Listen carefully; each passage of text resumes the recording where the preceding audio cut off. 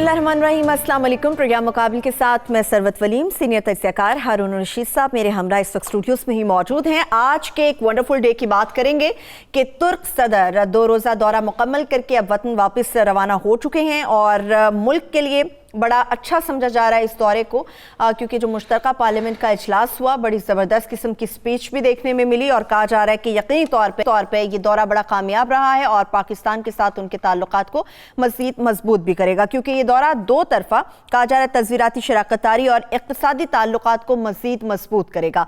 मुख्तलिफ पहलुओं से जायज़ा लेंगे। जो आज स्पीच की गई यकीनी तौर पर काबिल तहसीन है, खुशाइंद है, जिस तरह के तारीख़ी हवाले भी दिए गए और जो गुफ्तगू हुई, और इसके साथ पाकिस्तान और तुर्की के जो ताल्लुकात हैं उनको मजबूत करने का कितना और किस तरह से बायस बनेगा, इस पर डिटेल से मैं बात करूंगी। मगर इसके साथ साथ इस दौरे के दौरान जो सियासी मंजरनामा रहा या आने वाले दिनों में जो सियासी सूरत हाल बन सकती है, उसके ऊपर भी डिटेल से बात करेंगे, क्योंकि एक चीज़ तो इमरान खान साहब की तरफ से वाज़ेह की जा चुकी है। जो चेमगोइयाँ हो रही थी कि शायद हुकूमत और फौज के बीच कोई तनाव चल रहा है, तो उनका कहना है कि हुकूमत और फौज के बीच कोई तनाव नहीं है। तो ये हारून साहब से जानेंगे कि इस बात में कितनी सदाकत है, क्या वाकई ऐसा है कि हुकूमत और फौज दोनों ही एक पेज पर हैं। और इसके साथ साथ आपको याद होगा धरने के दिनों में इमरान खान साहब एम्पायर की उंगली का बारहा जिक्र करते रहे हैं।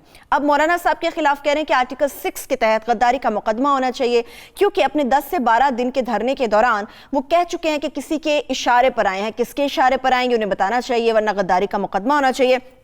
इस पर भी तफसील से बात करेंगे। और इसके साथ साथ हारून साहब के पास बड़ी अहम खबर है, पाक अफगान अमन मुज़ाकरात से मुतालिक, वो हारून साहब से प्रोग्राम के आखिर में हम जानेंगे। मगर सबसे पहले हारून साहब, यकीनी तौर पे पाकिस्तानी अवाम तहे दिल से शुक्रगुजार है तुर्की के सदर की, वो तशरीफ़ लेकर आए और एक अच्छा दौरा रहा, कामयाब रहा। एटलीस्ट ये 2 दिनों में हमें काफ़ी ज़्यादा खुशगवार चीज़ें देखने में मिली हैं।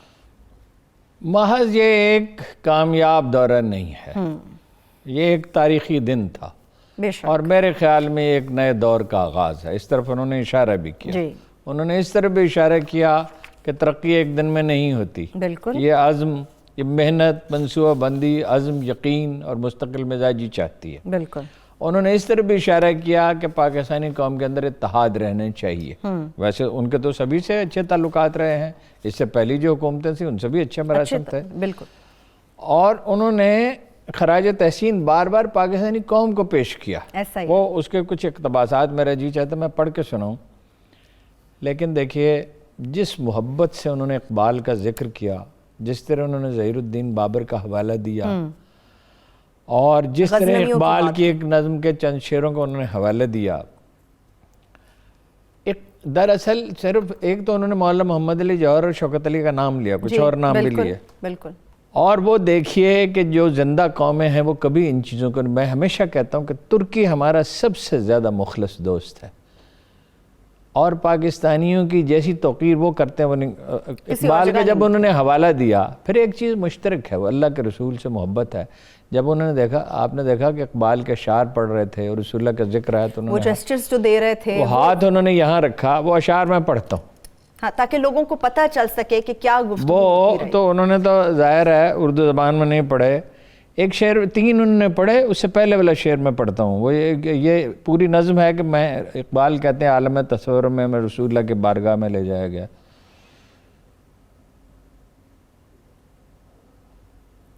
लेकिन निकल के बाग़े जहाँ से बरंगे बू आया, रसूलुल्लाह पूछते हैं इकबाल से, निकल के बाग़े जहाँ से बरंगे बू आया, हमारे वास्ते क्या तोहफा लेके तू आया। सुभान अल्लाह। कहा हुजूर दहर में आसूदगी नहीं मिलती, तलाश जिसकी है वो ज़िंदगी नहीं मिलती, हज़ारों लाला व गुल्हाएं रियाज़ हस्ती में, वफ़ा की जिसमें हुबूब वो कली नहीं मिलती। मगर मैं नज़र को एक आबगीना लाया हूँ, जो चीज़ जिसमें है जन्नत में भी नहीं मिलती। झलकती है तेरी उम्मत की आबरू इसमें, तराबलस के शहीदों का है लहू इसमें। ये वो जंग हो रही थी जिसे देखो चनाकले का उन्होंने जिक्र किया। यहाँ इकबाल चंदा जमा कर रहे थे, मौलाना मोहम्मद अली जौहर और शौकत अली और दूसरे लोग तहरीक चला रहे थे। उन्होंने कहा गिड़गिड़ा कर लोग सजदों में दुआएं मांग रहे थे।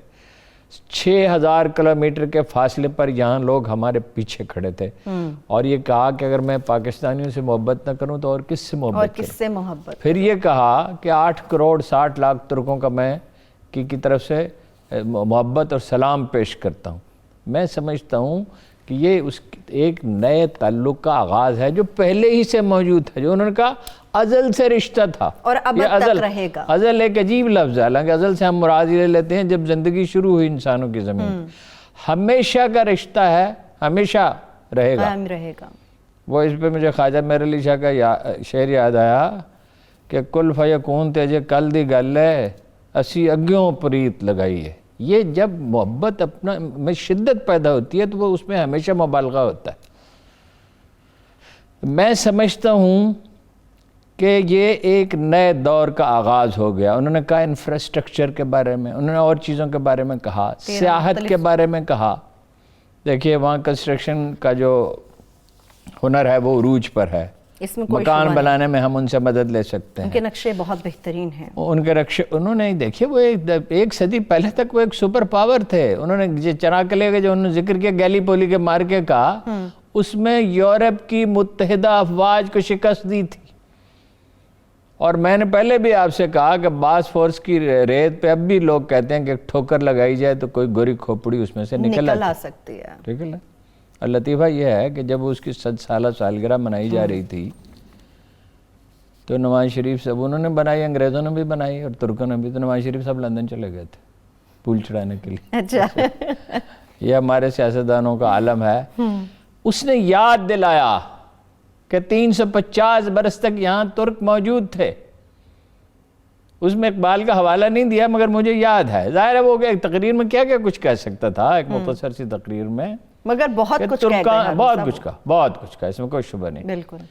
اقبال کہتے ہیں ترکان عثمانی سے کچھ کم نہ تھے ترکان تیموری، یعنی یہ جو ہمارے ترک تھے بھائی جو تھے جنہوں نے یہاں حکومت کی، جن کی وجہ سے یہاں مسلمان پھلے پھولے، اگرچہ وہ ختم ہو گیا وہ عہد، وہ ان سے کم نہیں تھے، ان سے رشتہ جوڑتا ہے۔ دیکھیے جب تو حصے وقرے کیے جا رہے تھے ترک سلطنت کے، تو اقبال نے کیا کہا تھا، جو لوگ ملے جا کے، یہ اردن کے موجودہ بادشاہ کے پردادا جو انگریزوں سے مل گئے تھے، تو اقبال نے کہا یہی شیخ حرم ہے جو چرا کر بیچ کھاتا ہے، گلی میں بوزر و دل کے اویسو چادر زہرا۔ اور یہ کہا کہ خاک و خون میں لوٹتا ہے ترکمان سخت کوش، بیچتا ہے ہاشمی ناموس دین مصطفیٰ۔ وہ ہاشمی تھا، بیچتا ہے ہاشمی، کسی کے خلاف اتنا سخت نہیں لکھا اقبال۔ پھر یہ کہا، اقبال کو نہ بھولیں کبھی، اقبال زنجیر ہے عالم اسلام کی۔ پھر یہ کہا کہ چاک کر دی ترک نادان خلافت کی قبا، سادگی مسلم کی دیکھ، اوروں کی عیاری بھی دیکھ، اوروں کی عیاری بھی دیکھ۔ آج اس نے حوالہ دیا، اس نے کہا لیبیا سے لے کے یمن تک اور شام تک یہ سیلاب، یہ آنسوں کا سیلاب، یہ خونریزیاں، اس کو ختم ہونے چاہیے۔ اور وہ کہتی ہیں ہماری اولین ترجیح بھی ہے، یہ ہماری اولین ترجیح ہے۔ اس نے اشارہ کیا کہ ہم اس دور سے آگے نکل آئے ہیں۔ جو اقبال نے کہا نا کہ نہ مصطفیٰ نہ رضا شاہ میں ہے نمود اس کی، روح شرق ابھی بدن کی تلاش میں ہے۔ یہ ہے وہ بدن، یہ ہے نیا ترکی، اور یہ ہے اس کا میسج، جو کوئی نیا میسج نہیں ہے۔ یہ میسج اقبال نے بھی اسی طرح دیا تھا، نیل کے ساحل سے لے کر تاب خاک کاشغر ایک ہو اور کاشغر میں بھی ترک رہتے ہیں۔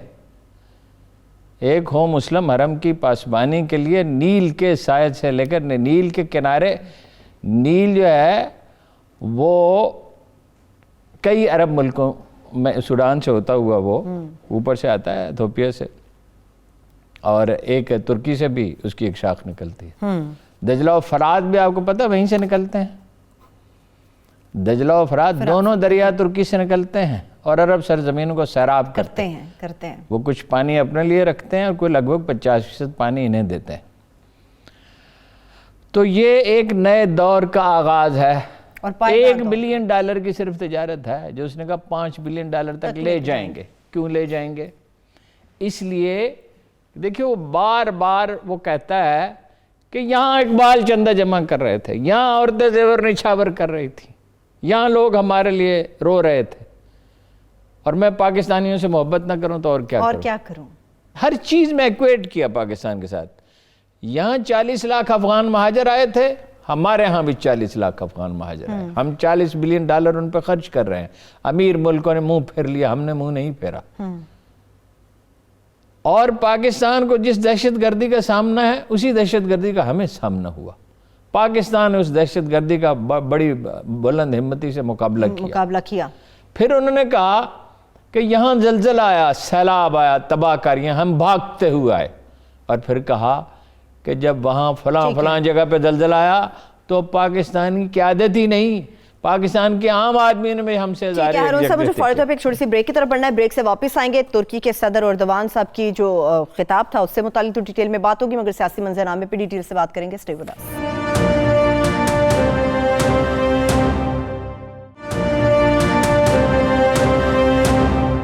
پھر سے آپ کو خوش آمدید کہیں گے۔ پروگرام میں بات ہو رہی تھی جو سپیچ انہوں نے کی اور خاص طور پہ جو رویہ ہمیں پارلیمنٹ میں سیاسی جماعتوں کا دیکھنے میں ملا، ہارون صاحب یقینی طور پہ ان کے اوپر بھی ان کو یہ بہت ہی اچھی بات ہے، بہت ہی اچھی بات ہے۔ ترکی کے معاملے میں اس قوم میں کوئی اختلاف نہیں ہے، کسی بھی چیز پہ ہو سکتا ہے، اس پہ نہیں ہے۔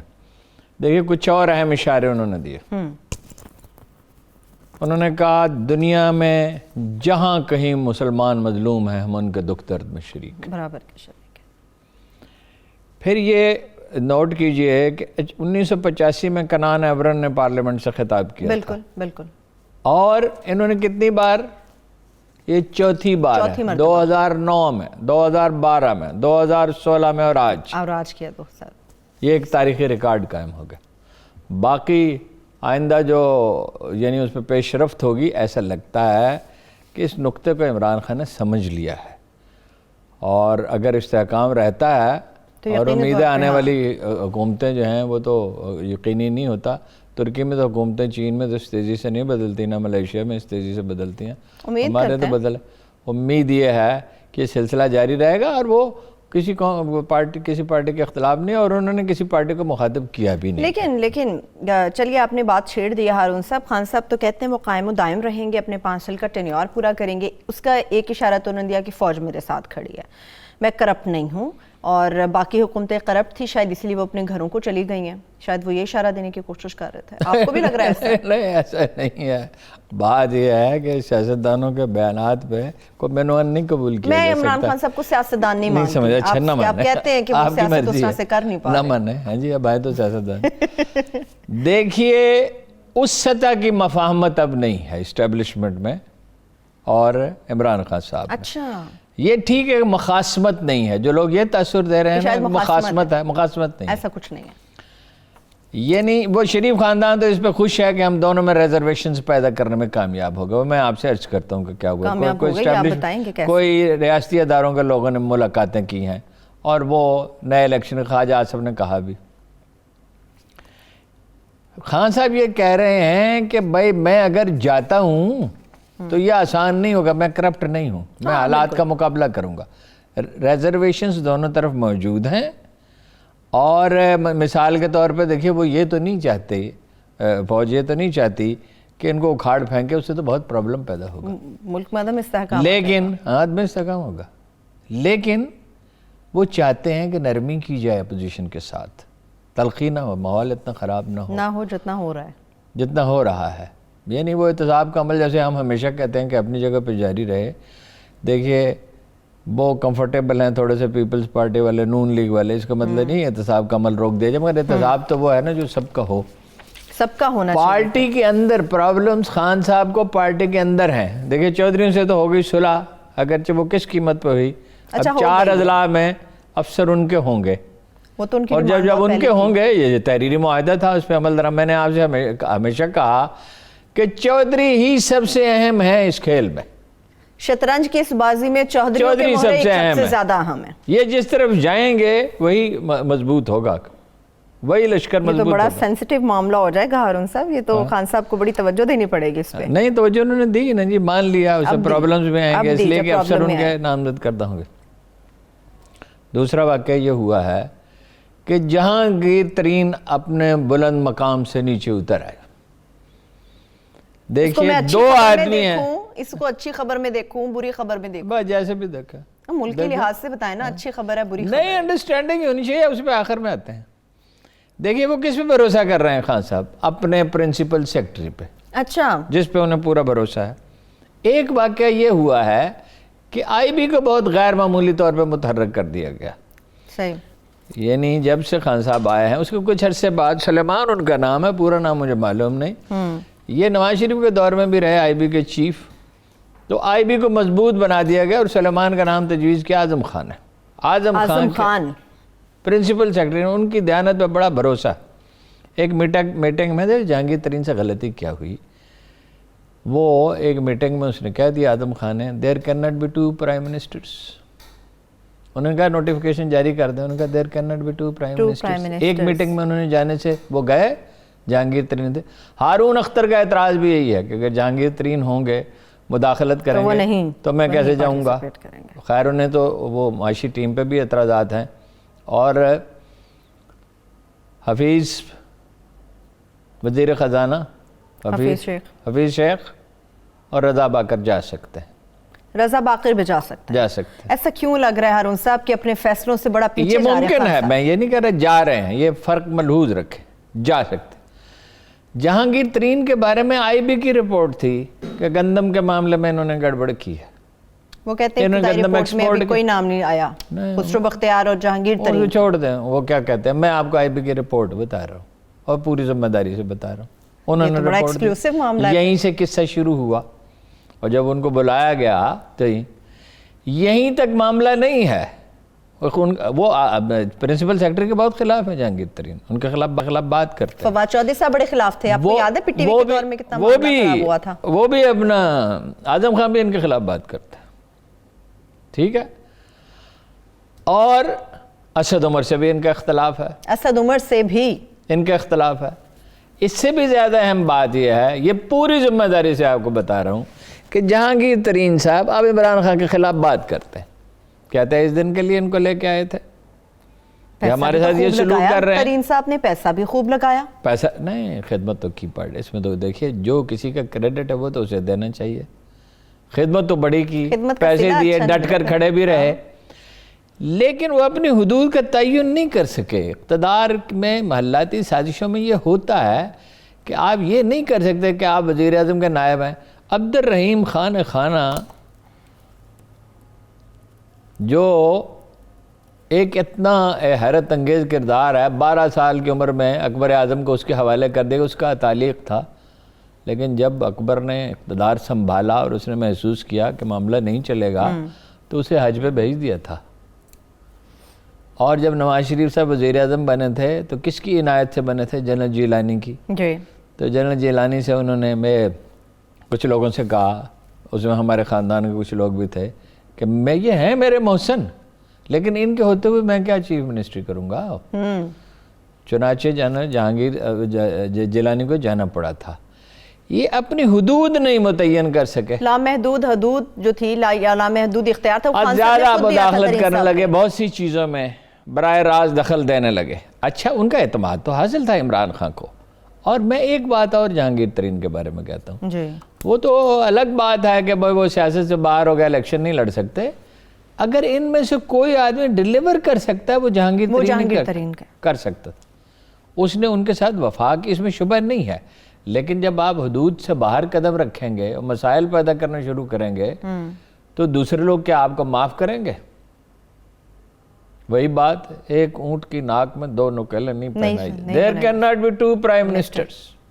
लेकिन हारून साहब, उनका फायदा, दोनों का मफाद किस चीज़ में है? इमरान खान का और जहांगीर तरीन का, उनके दरमियान मसालिहत बाकी रहनी चाहिए, मुलाकात होती रहनी चाहिए। जो गलत फहमियाँ देखिए, चौधरी निसार और ख्वाजा आसफ और परवेज़ रशीद ये भी आपस में लड़ते रहते थे, लेकिन नवाज शरीफ इन सब से काम लेते थे।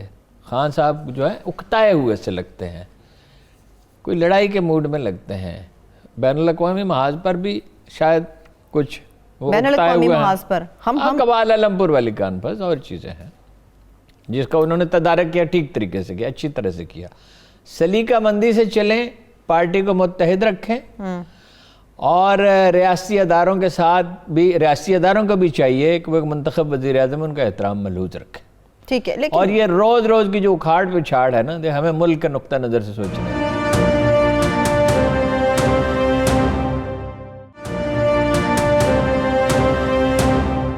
आजम खान साहब पे बड़ा रिलाई करें प्रिंसिपल सेक्रेटरी पे, नवाज लीग में ये नवाज शरीफ साहब भी अपने प्रिंसिपल सेक्रेटरी पे बड़ा रिलाई करते थे हारून साहब।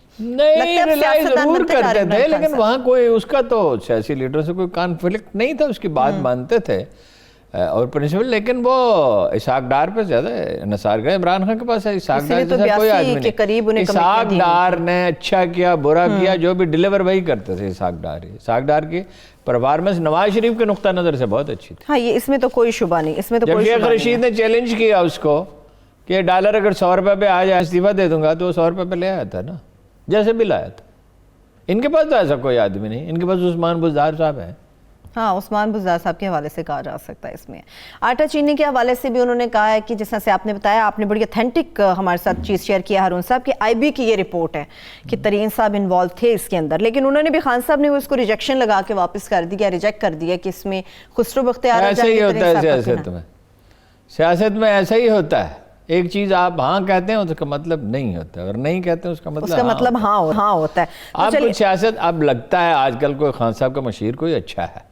अच्छा, ये असद उमर का रोल बढ़ गया है। मैंने तलाश किया, कभी ऐसा नहीं हुआ कि मैंने असद उमर साहब को फोन किया उन्होंने रिंग बैक, मगर उन्होंने रिंग बैक नहीं किया मुझे। तो चलिए मसरूफ हो सकते हैं हारून साहब, वो अब जिम्मेदारियां उनके ऊपर ज्यादा बढ़ने वाली हैं। वो तो आपको याद है गवर्नर साहब ने उस दिन मुझ पे बड़ी नुक्ताचीनी की कि जी बिल्कुल नाराज हो गए थे। नाराजगी की बात नहीं, हमें पता है मसरूफ होता है। सही है। अब आपने कहा सियासत में ये होता है, लेकिन मुमकिन है मसलत से बात ना करना चाहते होंगे, ये पूछेगा। चलिए कुछ उन्हें साइड पर रखने दीजिए। असद उमर साहब कुछ हो सकता है कुछ बहुत ज्यादा एक्सक्लूसिव चीजें आपके साथ हारून साहब आने वाले दिनों में शेयर कर दें।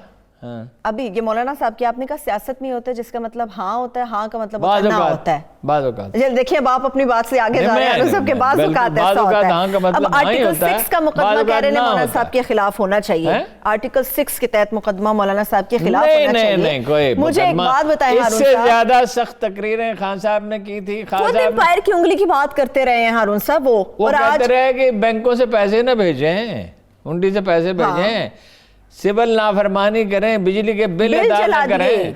रहमान ने ऐसी कोई बात नहीं की है, गैर मोहताज बात की, तो वो नाकाम हो गए ना, उन्हें क्या मिला।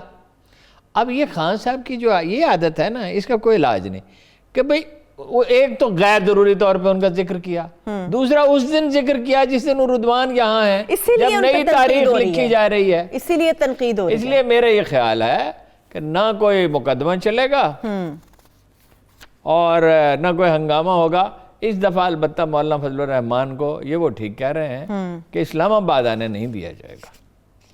ये तो पहले भी हारून साहब वो कहते थे मौलाना फजलुर रहमान साहब को इस्लामाबाद नहीं आने दिया जाएगा, एक मखसूस जगह दे दी जाएगी, उस वक्त लेकिन वो बहुत आगे कोई अज़्म नहीं था। इस दफा फैसले खान साहब खुद करेंगे इस मामले में। तो पहले किसने फैसले किए? पहले जिसने भी किए थे उसको छोड़े। अच्छा चलिए, अब मुझे ये बताइए कि बिलावल भी इस वक्त हुकूमत को आड़े हाथों ले रहे हैं। जो खान साहब ने कहा कि जी अपोजिशन को नाको चने चबवा दिए जाएंगे, अब बिलावल सामने आगे वो कहते हैं आप तो सियासी मुकदमे बनाने की कोशिश कर रहे हैं, आपकी अपनी ख्वाजा आसिफ ने कहा पूरे इर्द गिर्द लुटेरे आपके बैठे हैं, आप हमें कैद करने की कोशिश कर रहे हैं। इनके इर्द गिर्द भी कुछ लोग हैं, खुसरो बख्तियार हैं, जहांगीर तरीन ने ज्यादती की है, तो ये लोग इसको जायज़ ही समझते हैं, लोग इसको गलत थोड़े। बाकी बिलावल भुट्टो साहब का वो उस पैसे का हिसाब दे सकते हैं जो उनके अकाउंट में है, जो 1 करोड़ रुपए उन्होंने निकाले, उनके कुत्तों के लिए भी वहीं से आता रहा खाना, और वो यानले की टिकटें भी वहीं से आती रही, इनकी सालगिरह के केक भी वहाँ से आते रहे, इनके अकाउंट में पैसे ट्रांसफ़र हुए हैं, इसमें क्या शुबा है। और जैली अकाउंट है, वो गोलगप्पे बेचने वाले के अकाउंट में 2 अरब रुपए कहाँ से आ गए, रिक्शे वाले के, साइकिल पंक्चर लगाने वाला, हर एक के तो अकाउंट। इसलिए बिलावल का मौक़िफ़ जो है वो काबिल कबूल नहीं है। और वो कहते मैं 7 साल का था, भाई मुकदमा तो अब की वारदात पे है, 7 साल। सारे हारून साहब ऐसे नाम है जो जाली अकाउंट्स केस में मुलविस थे और अब उनकी जमानतें मंजूर हो गई हैं। बस मैं उस पर क्या तबसरा कर सकता हूँ, जमानतें मंजूर हो गई, वो टेक्निकल चीज़ें होती हैं, कोई वजह होगी, लेकिन बिलावल का ना दामन साफ है, ना उनके वालिद का साफ है, ना शहबाज शरीफ का साफ है, ना नवाज शरीफ का साफ है, ना शहबाज शरीफ के बेटों का दामन साफ है। इस दाग को कोई धो नहीं सकता। آپ کو لگتا ہے یہ داغ ہے اور اس کو دھو نہیں سکتے؟ یہ بلاول کے اوپر تو کرٹیسزم اس لیے بھی آتا ہے ہارون صاحب کہ یہ کوئی الیکشن نہیں لڑے، یہ اپنے والد کی موروثی سیاست کو لے کر آ کے پارلیمنٹ کے اندر بیٹھ جاتے ہیں اور آ کے سپیچ کرنے کی کوشش کرتے ہیں۔ الیکشن لڑے بغیر تو نہیں آ گئے، لاڑکانہ کی سیٹ سے غالباً لڑا، لیکن یہ ہے کہ موروثی، اور موروثی کیا ہے یہ نہیں آپ دیکھیں ذوالفقار علی بھٹو، بیگم بھٹو، بے نظیر بھٹو، ان کے میاں، ان کے صاحبزادے، اب انہوں نے کہا میری بہن میری وارث ہوگی۔ جی بالکل، میری گرفتاری کے بعد آصف ہم تو رعایا ہیں، ہمارا کوئی حق نہیں ہے، اور پیپلز پارٹی میں کوئی آدمی ہو نہیں سکتا، یہ بادشاہ یہی نون لیگ کہتی۔ ویسے تو عمران خان صاحب بھی اپنے دوستوں کو بلائج کرتے ہیں، زلفی بخاری کو لے گئے نا سعودی عرب، تو سعودی نے اعتراض کیا اس پر۔ اچھا چلیے، حکمرانوں کے خاندان کی کوئی اپڈیٹ آپ نے نوٹ نہیں کیا اس جا رہا بات کو کہ زلفی بخاری کو جب لے گئے جی تو سعودیوں نے اس پہ اعتراض کیا۔ یہ ہارون صاحب، یہ زلفی بخاری کو بہت سارے ایسے معاملات میں خان صاحب نے آگے کیا ہوا تھا جس پہ دیگر ممالک کی قیادت کو تو شاید بعد میں پاکستانی عوام اس کے اوپر شدید غم و غصے کا شکار تھی کہ جو خان صاحب کرتے پھر رہے تھے۔ ابھی جو بلاول کے حوالے سے بھی بات ہو رہی تھی، بلاول یہ کہتے ہیں کہ اگر ایسا ہوا، کچھ قید کیے گئے لوگوں کو، تو یہ حکومت کا چھوٹا پن ہوگا، اور بڑی زبردست سٹیٹمنٹ میں زرداری صاحب کی پڑھ رہی تھی، وہ کہتے ہیں اگر باہر سے پیسے لے کر آنے ہیں، جو بھی باہر پیسہ ہے، تو پیپلز پارٹی کو آنے دیا جائے۔ اس پہ میں کیا تبصرہ کروں؟ آپ کو کرنا پڑے گا ہارون صاحب، اس کے اوپر تبصرہ کرنا پڑے گا۔ اگر باہر پیسے بھیجنے ہیں تو پیپلز پارٹی کو آنے دیا، نہیں وہ کہتے ہیں لے کے اگر باہر پیسے بھیجنے ہیں تو نون لیگ کو آنے دیا جائے۔ نون لیگ کی کوئی اپڈیٹ بتائیں، آپ شو سے پہلے بڑی اپڈیٹس ڈسکس کر رہے تھے، اب ذرا آن ایئر بھی ان کو شیئر کریں ہمارے۔ تو آپ کو بتا دیا ہے نا کہ ملاقاتیں ہوئی ہیں، میں ہر چیز تو نہیں بتا، ہر چیز بتانے کی۔ چلیے مریم صاحبہ کا بتائیں، جیسے مولانا فضل الرحمان پہ بیان داغ دیا انہوں نے، میں اس طرح کا کوئی بیان دینے کا کوئی ارادہ نہیں رکھتا، میں معمولی آدمی ہوں، وہ بڑے آدمی ہیں، وہ بچ نکلتے ہیں۔ ویسے آپ کی آواز زیادہ سنی جاتی ہے، اپنے آپ کو اتنا معمولی نہ آپ کا کہہ رہے ہیں۔ جتنی بھی سنی جاتی ہو، میں خام کا کہ غیر ضروری چیزیں، جو چیزیں کہنے کی نہیں ہے وہ نہیں کہنی چاہیے۔ مریم صاحبہ کا کیا مستقبل ہے؟ مریم کا مستقبل یہ ہے کہ وہ کبھی دھمکی دیتے ہیں کہ وہ پھر بول پڑیں گی اور پھر یہ کریں گی اور وہ کریں گی۔ مریم صاحب اگر خان صاحب کا بس چلے گا تو یہیں رہیں گی، اور اگر خان صاحب کا بس نہیں چلے گا تو چلی جائیں گی۔ تو آپ کا مطلب نواز شریف صاحب پہ خان صاحب کا بس نہیں چلا، آپ یہ کہنا چاہ رہے ہیں؟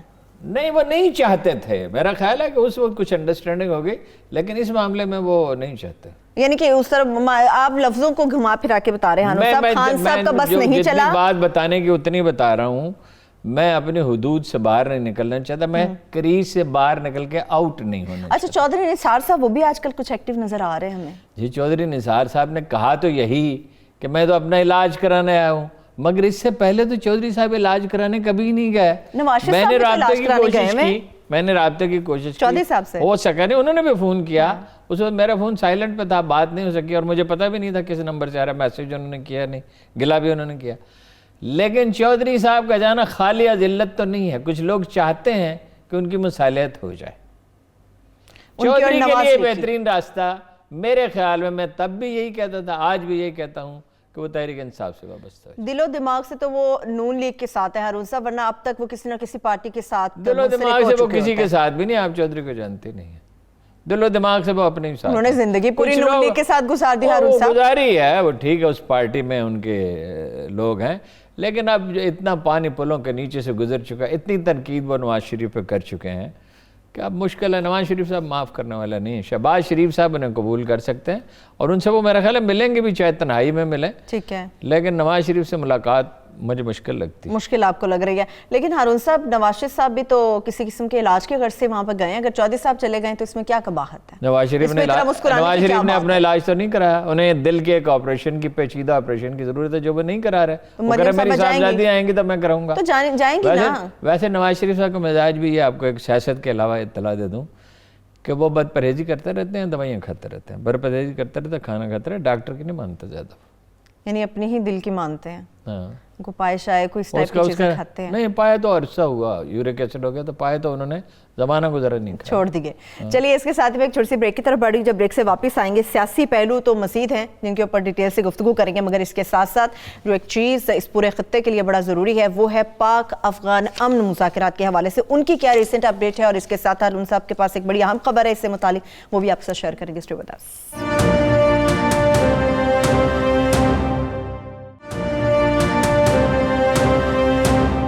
ब्रेक के बाद एक बार फिर से प्रोग्राम में हम आपको खुश आमदेद कहेंगे। चलिए हारून साहब, ये जो बड़ा एक दिलों में खौफ था कि शायद पंजाब के अंदर कोई बड़ी तब्दीली आ सकती है, यानी कि तब्दीली नहीं आएगी। अब चौधरी साहब भी मान गए हैं, उनके साथ भी मुसालत कुछ हो गई है। मोनस कौन सी वजारत लेगा ये मुझे बताएं, सबसे इंपॉर्टेंट ये है। नहीं, मोनस तो वजारत में नहीं जा रहा। क्यों? नहीं, बिल्कुल नहीं जा रहा, अभी तक तला यही है। कल वो हो जाए, देखे ना वो लेना चाहते हैं ना ये जाना चाहते हैं, तो वाकई क्या बचा। यानी कि अभी भी वो वजीर नहीं बनेंगे मोनस लाइक? नहीं, तो उनको बुनियादी मुतालबा मान लिया ना, 4 अजला में अफसर उनकी मर्जी से लगेंगे, तरक्याती फंड्स देंगे। मोनस के ऊपर ही तो इशू बना था सबसे बड़ा। मोनस को छोड़ो ना, मोनस इतना बड़ा इशू नहीं है। जब वो खुद नहीं जाना चाहता, उसने कहा है कि वो चूंकि मुझे नापसंद करते हैं, मैं नहीं जाना चाहता, तो तारिक बशीर चीमा अकेला ही 6 आदमियों के बराबर है, उसी पे इक्तफा कर लिया। उसी पे तो तब्दीली का बताएं फिर। लायल है पूरी। नहीं, पंजाब में अब तब्दीली लाना आसान नहीं है। अगर चाहे भी देखिए, इल्ला ये है कि एस्टेब्लिशमेंट इसका तहिया कर ले, जो मेरा ख्याल है बिल्कुल नहीं करेगी, इसलिए कि इसके नतीजे में तो बहुत खराबी होने क्या पड़ी है कि वो इसमें दखल दें। पंजाब में तब्दीली अब नहीं आ सकती। सीएम साहब एक्टिव हो गए, यानी कि आप ये बताना चाह रहे हैं? भाई चौधरीयों के साथ सुलह हो गई और चौधरी इस पोजीशन में हैं, अगर ये दोनों में कोई अंडरस्टैंडिंग बेहतर हो जाए तो नून लीग के लोग टूट कर आएंगे। इनके लोग क्यों टूट के जाएंगे? नून लीग के अंदेशे हैं कि उनके कुछ लोग बिल्कुल उनके पार्टी पीटीआई को ज्वाइन कर लेंगे। बिल्कुल कुछ लोग खान साहब से मिलने नहीं थे जाके। ये खबर चौधरी अगर चाहे, देखिए ना, ये जो एक पूरी इनकी अंडरस्टैंडिंग नहीं हो सकी चौधरियों से, तो चौधरी ने इस अमल को रोके रखा। चौधरी को 12 वोट ज्यादा नहीं मिले थे बतौर स्पीकर के, तो उन 12 आदमियों को के अलावा भी और बहुत से लोगों को वो अगर यकीन हो कि हुकूमत मुस्तहकम रहेगी तो वो इसके अलावा भी लोगों को तोड़ नहीं सकते। यानी कि ऐसी अब है, जो पहले खबरें दम तोड़ गई थी, अब इनमें सदाकत आ रही कि नून लीग के लोग टूट के पीछे को ज्वाइन कर सकते हैं। ये देखें, ये खेलने वालों में ये शतरंज की बाजी है, इसमें कोई भी पिट सकता है। अभी तक ये हतमी तौर पे नहीं कहा जा सकता कौन प्रिवेल करेगा, लेकिन इमरान खान ने गेन किया है। उन्हें प्रॉब्लम हो रहा है पार्टी में इस वक्त। जी। अदरवाइज चौधरियों के साथ मसालत के बाद पंजाब में तब्दीली इसका मतलब ये हारून साहब, जो खदशात थे कि नून लीग आ जाएगी दोबारा से, पीटीआई के लोगों को खदशात है कि नून लीग दोबारा से इक़्तिदार में आएगी, अंदर से खबर है कि नून लीग नहीं आ सकती। रास्ते में बहुत सी रुकावटें हैं ना। देखिए, कोई आसान थोड़ी है नो कॉन्फिडेंस करना। और फिर ये है कि जी नए इंतखाबात होंगे, वो तो इसी पे फूले अपना बहुत ही वो खुश है ना कि नए इंतखाबात होंगे, उनकी डिमांड। नए इंतखाबात होंगे तो उसके लिए वक्त चाहिए होगा, उसके लिए अंडरस्टैंडिंग चाहिए होगी, आसानी से नहीं होगी। पुराने घाघ से सियासतदान हारून साहब अपनी पूरी प्लानिंग 18 महीने कम नहीं होते। ये चूजे बैठे हुए हैं तहरीक इंसाफ में, सारे नए नवेले बड़े लोग हैं इमरान खान साहब के आसपास। नए नहीं है, पुराने लोग हैं। जहांगीर तरीन नया आदमी है, लेकिन उनके साथ तो अब जरा दूर से ही अस्सलाम वालेकुम होंगे। कोई बड़े मंजे हुए लोग हैं। पीपल्स पार्टी से लोग आए हैं, नून लीग से लोग आए हैं, काफ लीग से लोग आए हैं। तारिक बशीर चीमा अगर वजीर है तो ये बड़ा पुराना सीजन। लेकिन हारून साहब, ये भी तो क्रिटिसिज्म किया जा रहा है इमरान खान साहब के ऊपर कि आप दीगर जमातों से उन लोगों को लेकर आए जो वहां पर भी कॉम्पिटेंट नहीं थे। वो तो अलग बहस है ना। नहीं, कॉम्पिटेंट क्यों नहीं थे, वो तो वक्त बदल गया ना, वक्त तहरीक इंसाफ के हक में चला गया। तो शाह महमूद कुरैशी हैं और लोग हैं, इस ऐसी हरबत तो जानते हैं। ठीक है, इसमें तो कोई शुबा नहीं है। यानी कि फिर जो कहा जाता है कि जो कैबिनेट के अंदर भी तब्दीली आएगी अगर मोनिस वजीर बन जाते हैं या कोई ऐसे कैबिनेट के अंदर तब्दीली की जो बात असद उमर ने की वो बिल्कुल ठीक है। आपने देखा आज फिर कोई अजीबोगरीब बयान दिया हुआ था शहरियार अफरीदी ने, मुझे याद नहीं क्या नहायत ही मुज़क्का खेज कोई बयान था। बहुत सारे से बयान कहा, वो एक मौलवी साहब ने कहा कि अपने लड़कों से मनशियात इस्तेमाल किया करो, वो एक मौलवी ने कहा, तो कोई अहमक मौलवी ये कह सकता है? इसका मतलब है कि तबका उलमा आप सबको एक लाइन में नहीं खड़ा कर सकते। और इसका जिक्र करने की क्या जरूरत है? अब शहर यार अफरीदी जैसे वजीरों से तो जान छुड़ानी ही चाहिए ना उनको। और भी बहुत सारे वजीर हैं जिनका आप जाहिर है भाई, एक आदमी बिल्कुल ही वो पिंडी के थाने में छापा मारने के लिए चला गया था, कभी कुछ करता है कभी कुछ करता है, कभी कहता है वो चर्च की फैक्ट्री खोलेंगे। है भाई, ये बातें करने की है। वो दवाएं बनती हैं मनशियात से, उसके जलसों में ऐलानात नहीं होते। चलिए, इस पे आप कह दें कि नहीं होते, लेकिन ये तो माने ना काम करते हैं तहरीक इंसाफ के जितने भी वजीर हैं। वाउडा साहब पहुंच जाते हैं हर जगह पे, कभी पिस्टल लगा के पहुंच जाते हैं, कभी झंडे गाड़ने पहुंच जाते हैं। छोड़ा बेचारे को, वो इज अ गन केस। आप किसी एक पे फिर तनकीद कर रहे हैं हारून साहब? मैं एक पे नहीं कर रहा, इज अ गन के साथ उनकी परफॉर्मेंस पे बात कर रहा हूं। मुझे बाप का मेरा दोस्त है, मेरे साथ हमेशा बहुत अच्छी तरह से पेश है। यानी कैबिनेट में किसी किस्म की कोई तब्दीली नहीं, वही चेहरे जो पहले से भी काम कर रहे हैं कोई नहीं होंगे। कैबिनेट में तब्दीलियां मुतवक्को हैं किसी वक्त। अच्छा, वैसे कौन कौन सी वजारत की तब्दीली आपको लगा? मुझे खान साहब ने नहीं पूछा, نہ کوئی اس کا امکان ہے کہ وہ مجھے نہ مجھے اسد عمر نے ویسے ہارون صاحب آپ کئی دفعہ یہ آن ایئر کہہ چکے ہیں خان صاحب بڑے مشورے آپ کے ساتھ کرتے تھے. اب وہ سمجھدار ہو گئے, بالغ ہو گئے ہیں, وزیر اعظم ہو گئے, اب انہیں کوئی ضرورت نہیں. چلیے اچھا مجھے یہ بتائیے ہارون صاحب کہ وہ اندر کی خبر کیا ہے جو شو سے پہلے بھی آپ نے ڈسکس نہیں میرے ساتھ کی, پاک امن مذاکرات جو ہیں اس کے پاک افغانستان کی پراسرار خبر نہیں, صرف لوگوں کے علم میں نہیں آئی. بات یہ ہے کہ ایک تو افغانستان سے براہ راست مذاکرات ہوتی ہیں نا, جو امریکی بھی کر رہے ہیں اور پاکستان طالبان کو مذاکرات کی میز پہ لائے. کافی زیادہ سیشنز. اس کے علاوہ 2 الگ مذاکرات ہوتے ہیں. ایک کو ٹریک 2 مذاکرات کہا جاتا ہے, ایک کو پتہ نہیں ٹریک 1.5 پتہ نہیں کیا کہا جاتا ہے, اس کا الگ سے نام رکھا جائے. ایک کو فیسیلیٹیٹ کرتا ہے برطانیہ, ایک کو فیسیلیٹیٹ کرتا ہے ناروے. جو برطانیہ نے جس کو فیسیلیٹیٹ کیا ہے, جس نے تعاون کیا ہے, انیشیٹ لیا, اس میں پاکستان اور افغانستان کے براہ راست مذاکرات ہوتے ہیں. یہاں سے کوئی جاتے ہیں, وہاں سے لوگ جاتے ہیں, اس میں پارلیمنٹیرینز ہیں, اس میں ریٹائرڈ جنرلز ہیں, اس کی سربراہی کرتے ہیں ڈاکٹر سڈل صاحب. وہ آتے جاتے رہتے ہیں کابل. سڈل صاحب کی بات وہ سب سے ایک مذاکرات ہیں جس کو ناروے نے فیسیلیٹیٹ کیا ہے. ٹھیک ہے. اس میں منگل اور بدھ کے روز اسلام آباد میں بات چیت ہوئی. اس میں چینی سفیر بھی تھا, اس میں امریکی بھی تھے, اس میں افغان حکومت کے نمائندے بھی تھے, اس میں پاکستانی بھی تھے. اس میں یہ سوال زیر بحث آیا کہ اچھا وہ تو جا رہے ہیں امریکی, تو اب جا رہے ہیں, کسی وقت بھی معاہدے پر دستخط ہو سکتے ہیں. سوال زیر بحث یہ تھا کہ جب وہ چلے جائیں گے تو پھر کیا ہوگا؟ Then what؟ یہ بڑا اصل مسئلہ تو یہ ہے, وہ چلے گئے تو ہوگا کیا؟ پھر اسی طرح کی خانہ جنگی ہوگی. یہ امریکیوں کی ذمہ داری ہے. وہ امریکی کیا چاہتے ہیں کہ اشرف غنی کے اور طالبان کے مذاکرات ہوں. طالبان یہ نہیں چاہتے, وہ امریکہ سے بات کرنا چاہتے ہیں. جو بھی ارینجمنٹ ہو اس کے بعد ظاہر ہے شرکت اقتدار کا. اشرف غنی صاحب نے ایک طرح کے صدارتی الیکشن کرا لیے, پتہ نہیں یہ کیسے الیکشن ہے جن کا رزلٹ کا اعلان کوئی 11 ہفتے کے بعد ہوا. ٹھیک ہے, اس الیکشن کو کوئی مانتا نہیں ہے, اور طالبان تو بالکل ہی نہیں مانیں گے. لیکن آپ بھی ہارون صاحب کہہ چکے پوری فوج نہیں نکلے گی امریکہ. میں آپ کو پوری اس کی رودات بتا دوں. سوال زیر بحث آیا کہ ایسے چین سے کہا جائے کہ وہ اس میں سہولت کار کا کردار ادا کرے. تو پھر کچھ لوگوں نے کہا چینی ایسا بالکل نہیں کریں گے, چینیوں کا یہ مزاج ہی نہیں, ان کا یہ طریقہ ہی نہیں ہے, وہ نہیں دخل دیتے. اور موجودہ حالات میں تو دیکھو کرونا وائرس پر موجودہ حالات میں سوال ویسے بھی وہ نہیں کریں گے. پھر کیا ہو, پھر زیادہ رجحان اسی طرف تھا کہ امریکہ ہی یہ جس نے یہ سب کچھ کیا ہے, وہی اس کا حل بھی نکالے, یہ اس کا حل نکالے. اور اس کے لیے ضروری ہے روس, اس لیے کہ سینٹرل ایشیا اس کا ایریا آف انفلوئنس ہے, ایران اس لیے کہ وہ پڑوسی ہے, اور چین, اور سب سے بڑھ کر پاکستان کے مشورے سے کیا جائے. میرا یہ دیکھیں افغانستان ایک قبائلی معاشرہ ہے. 74 تک وہاں ایک عمرانی معاہدہ موجود, ایک سوشل کانٹریکٹ موجود تھا. ایک بادشاہ تھا, تاجک, ازبک, ترکمان, ہزارہ جات, یہ سب لوگ جو ان کے اقتدار میں شریک تھے. قبائل کے معاملات میں کوئی دخل نہیں دیتا تھا, جرائم نہیں تھے. پھر ایک کانفلکٹ شروع ہوا, انقلاب آیا, پھر ہوتے ہوتے پھر کمیونزم نافذ کرنے کی روسیوں نے کوشش کی, اور انہوں نے جمہوریت نافذ کرنے کی کوشش کی. ایک قبائلی معاشرے میں مکانہ بات ہے. ایک قبائلی معاشرہ ایک تاریخی عمل میں جدید معاشرے میں ڈھلتا ہے, وہ عمل ہوا نہیں. وہاں نہ جدید زراعت ہے, نہ جدید صنعت کا کوئی وجود ہے. بجٹ کے لیے وہ ڈیپینڈنٹ ہے امریکہ پہ. یہ $2 بلین تو فوج کے لیے چاہیے, اور آخری جو بجٹ تھا طالبان کا وہ $80 ملین. یعنی اب ان کا اپنا بھی گزارا نہیں ہے کہ خود سے وہ سٹینڈ کر سکتے ہیں. تو اس کے لیے ایک جامع معاہدہ ہونا چاہیے, یہ امریکہ کی ذمہ داری ہے, ورنہ اسی طرح خانہ جنگی ہوگی. شبہ آباد ممالک نے ظاہر کیا ہے کہ امریکی یہ چاہتے ہیں کہ یہاں فساد پھیلا رہے. اچھا ٹھیک ہے, اور اگر ایسا ہوگا تو اس کا فائدہ نہیں ہوگا امریکہ کو. ابھی ڈونلڈ ٹرمپ صاحب کے کسی انٹرویو کا میں حوالہ دیکھ رہی تھی ہارون صاحب, حوالہ ایک دیکھ رہی تھی. ٹرمپ صاحب نے ایک انٹرویو دیا, ان کا کہنا ہے کہ امریکہ کے پاس ابھی اتنی جدید ٹیکنالوجی ہے کہ یہ جو افغان جنگ ہے ہم آرام سے جیت سکتے ہیں, بس ہلاکتیں بہت زیادہ ہوں گی, اس وجہ سے ہم اپنے آپ کو آگے نہیں لے کر جا سکتے. 30 سالوں سے تو وہ جیت انہوں نے کہا 10 لاکھ آدمیوں کا مار ڈالیں. جی, امریکہ نے ویتنام میں جنگ کیوں نہیں جیت لی؟